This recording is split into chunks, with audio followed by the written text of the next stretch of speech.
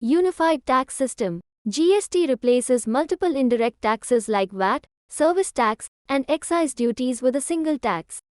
Applied on supply. It is levied on the supply of goods and services, including sales, transfers, and imports. Input tax credit. Businesses can claim credit for the tax paid on inputs, reducing the tax burden at each stage of the supply chain.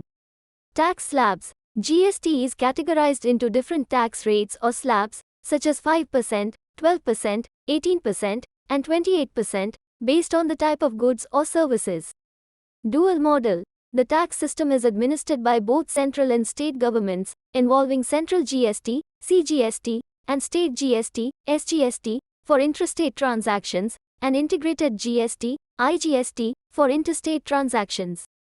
Reduces cascading taxes. GST aims to eliminate the tax on tax effect, also known as cascading taxes, making the tax system more efficient. Encourages compliance. The system promotes transparency and reduces tax evasion through regular filing of GST returns.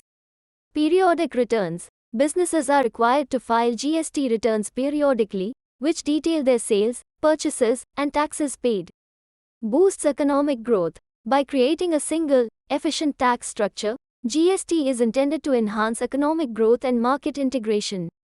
Unified market. GST helps in maintaining a unified market across the country, reducing barriers to interstate trade.